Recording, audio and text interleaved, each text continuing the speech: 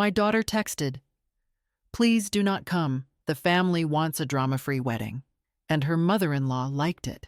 Those two lines appeared on my phone before I even had the chance to sit down fully. And the world around me shifted in a way I did not expect.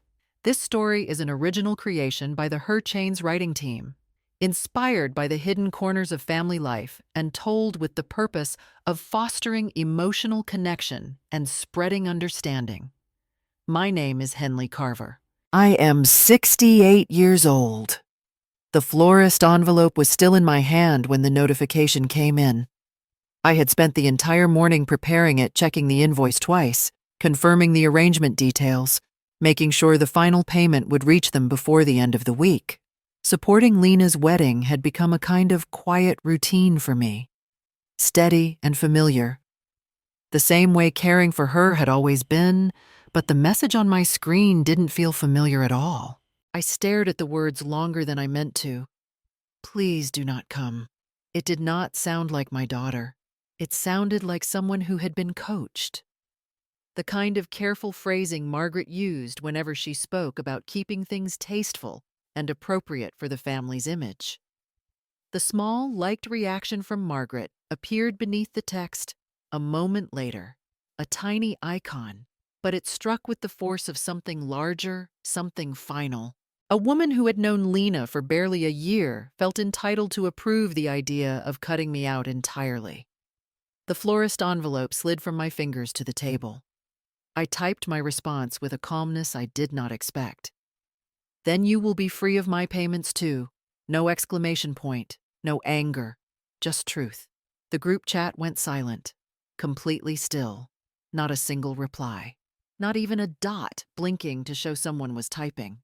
I set my phone down beside the envelope and sat back, feeling a quiet heaviness settle around me.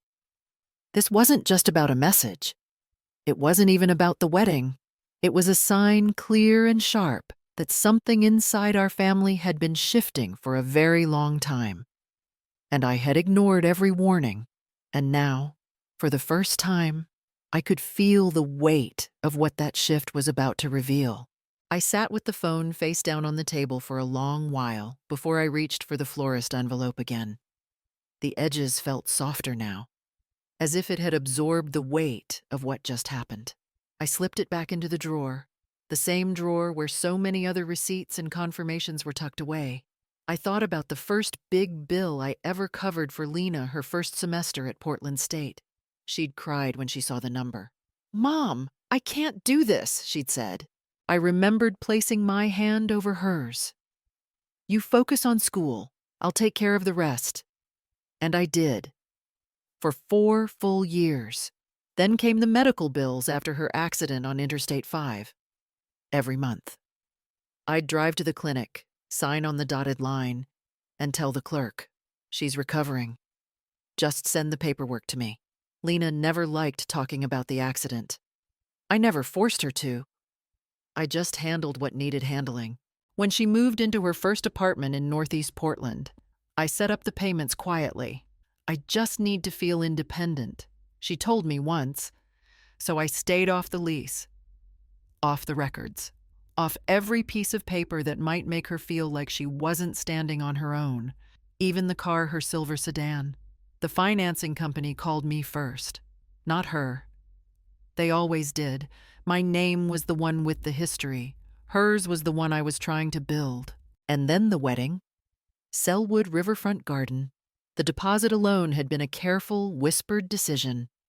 Lena had said, "Please don't let them know you paid. Margaret thinks weddings should reflect the groom's family." I remember nodding, telling her it was fine, that mothers do these things quietly. I just never expected quiet to turn into invisible. I met Caleb for the first time at a small restaurant in the Pearl District. Lena had insisted on it.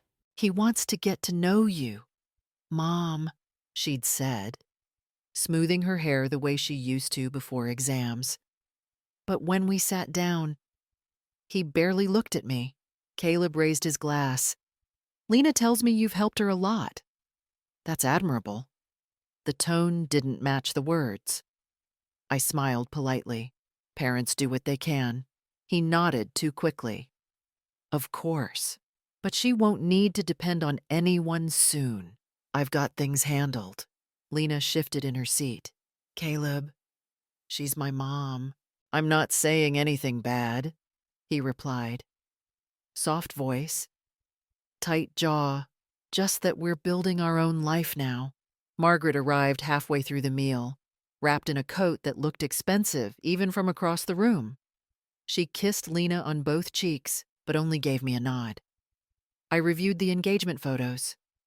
She said, sitting down as if she'd been invited from the start, we need something more polished, something that reflects our family's standards. Lena leaned toward her. Mom and I. Margaret waved a hand. It's fine, dear. These decisions are better made by people who understand the bigger picture. Caleb reached for Lena's menu and ordered for both of them before she even opened her mouth. He glanced at me afterward. She likes lighter meals. Lena didn't correct him. I watched the two of them talk over centerpiece choices.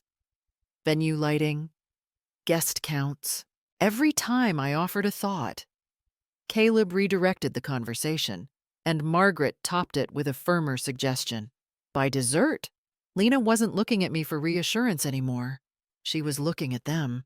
Something small and steady inside me shifted. The first time I realized I was no longer part of the wedding.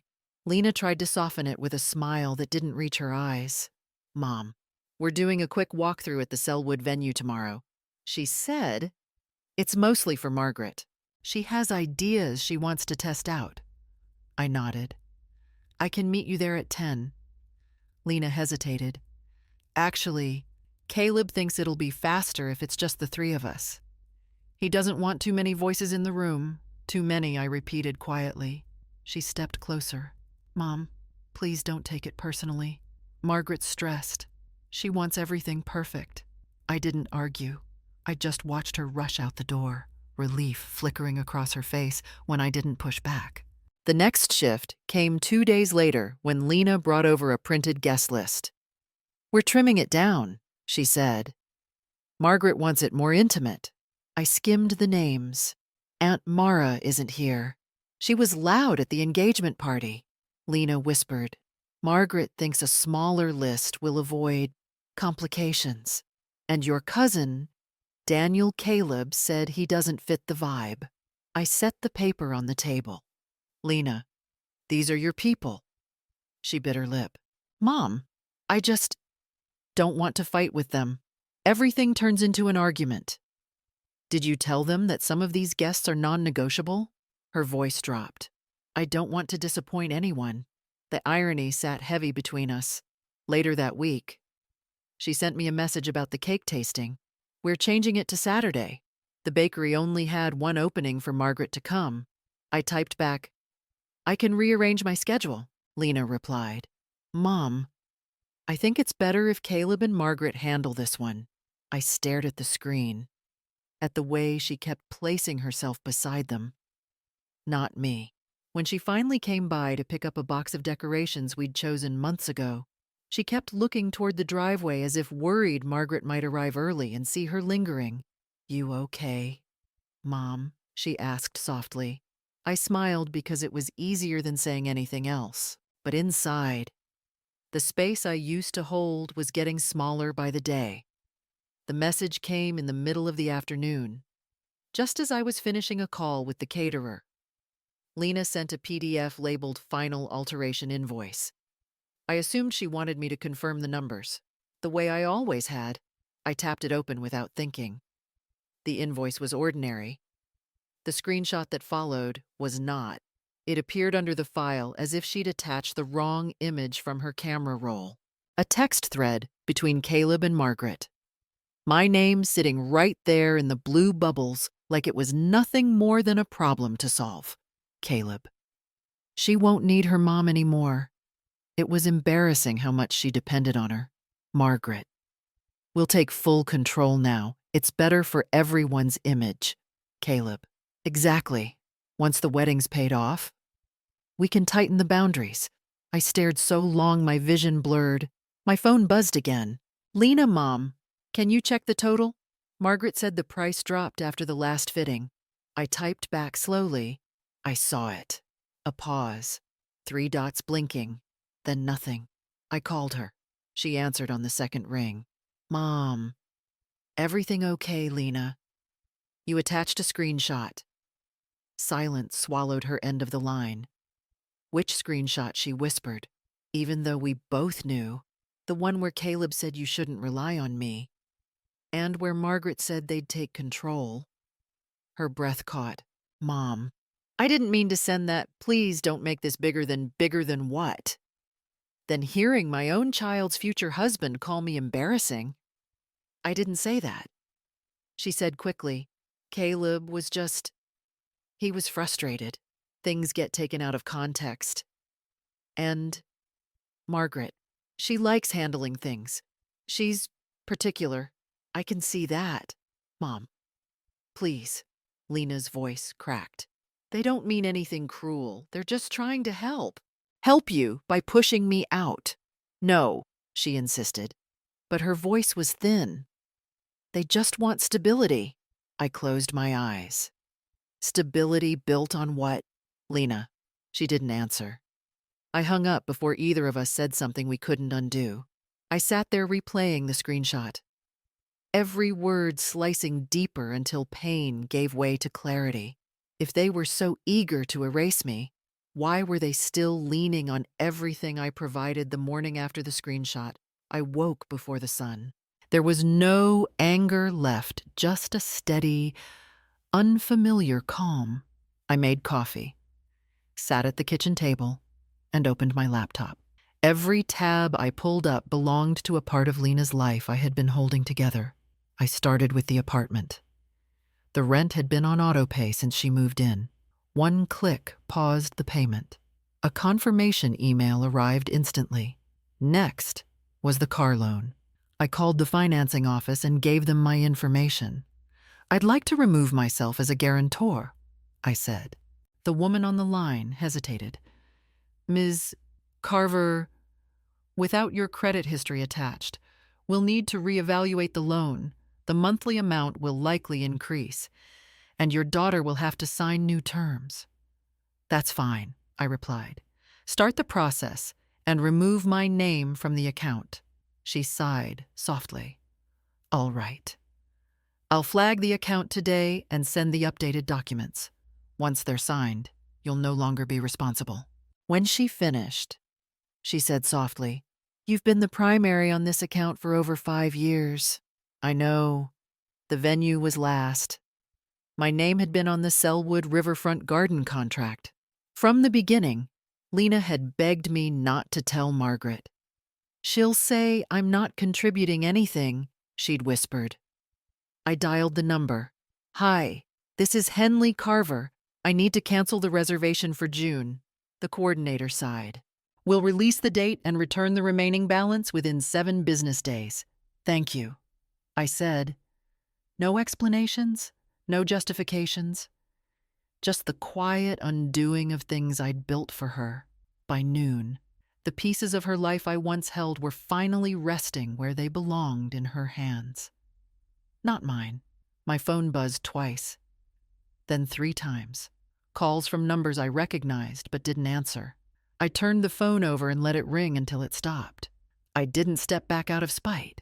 I stepped back because something inside me finally understood what staying would cost. The first call came from the caterer. A man with a rehearsed professional tone said, Ms. Carver, the payment for tomorrow's installment declined. We tried the card on file twice. I kept my voice steady. You should contact Lena or her fiancé. I'm no longer handling the payments. A pause. Understood. He hung up faster than he spoke.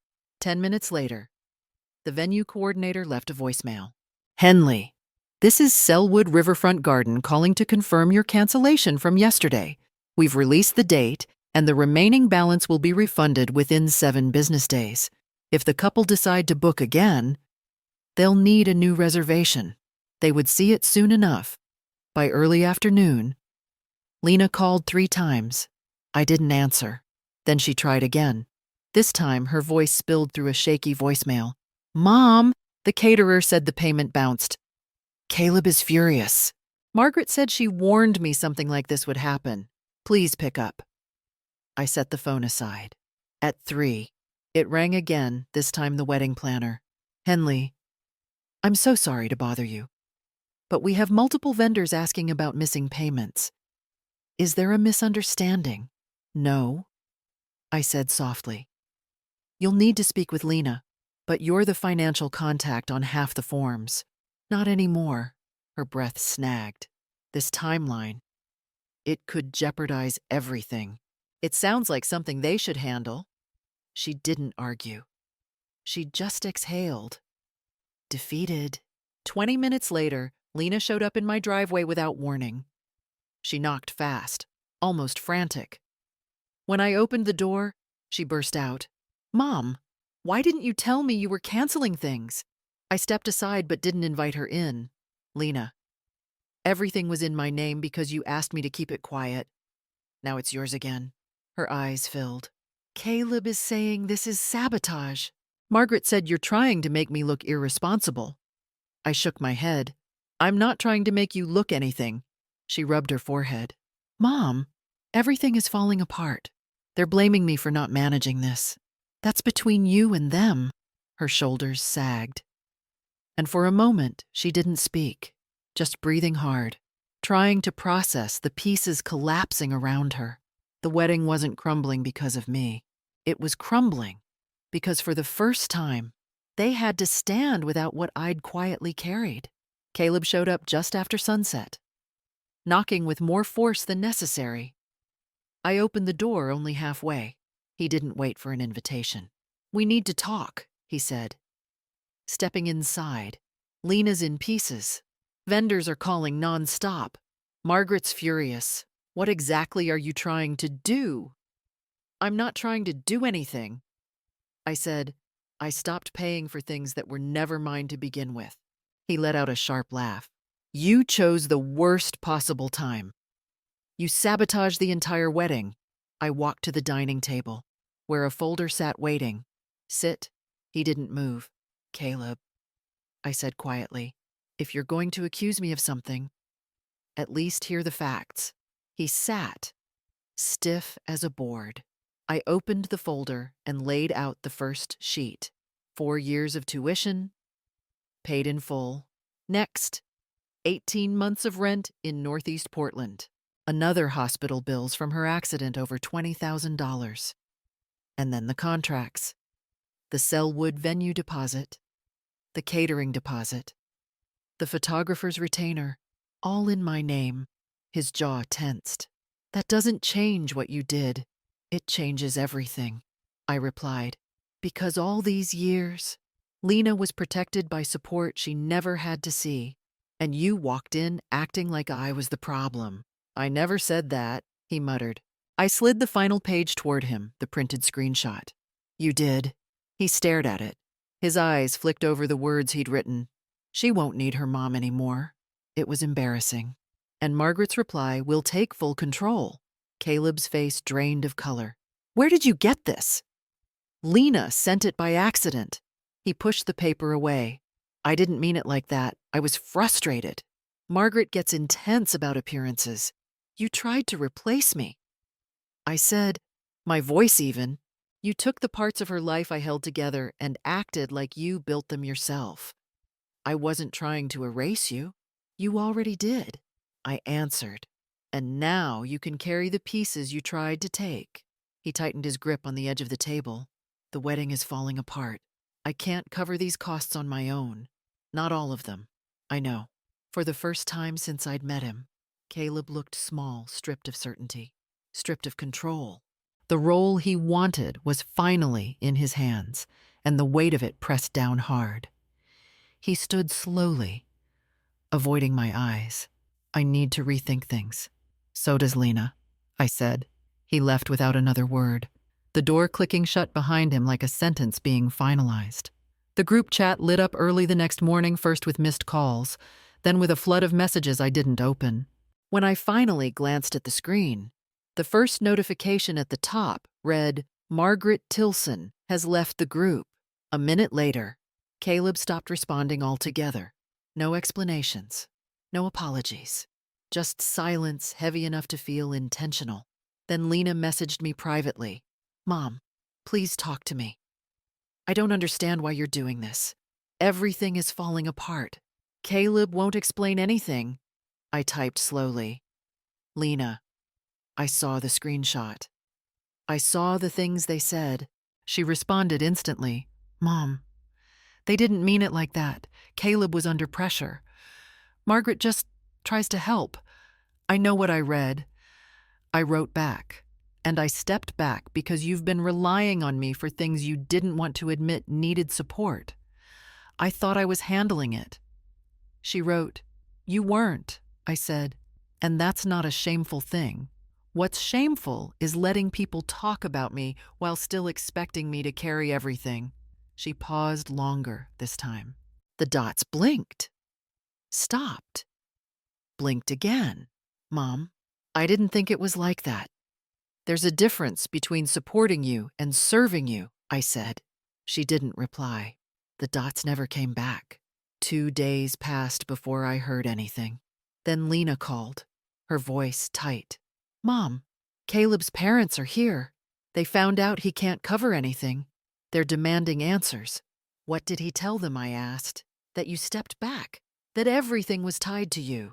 There was no blame this time, only exhaustion. By the end of the week, the wedding was postponed. Lena sent a short message. We need to rethink everything. She asked to meet at Laurelhurst Park. When I arrived, she sat on the bench, hands shaking. Mom, I'm sorry, she whispered. I let them make decisions for me. I let them talk about you like you were nothing. I sat beside her. You're old enough to choose your life, but you have to carry the cost of those choices. Tears filled her eyes. I didn't see how much you were carrying. You weren't meant to. I said, I wanted you to feel supported, not indebted. She leaned her head on my shoulder. Careful, unsure. Mom, if the wedding happens again, will you come if I do? I said softly. It'll be as your mother, not your wallet. Her breath shook. I want that. I want you. And for the first time in months, I believed her. Sometimes love means stepping back so the people you raised can finally stand on their own. And sometimes it means letting them come back not because they need you, but because they choose you. Before you go, tap like or leave a comment if you felt this story. Your support helps these stories reach more people. If you were me, would you walk back into that wedding?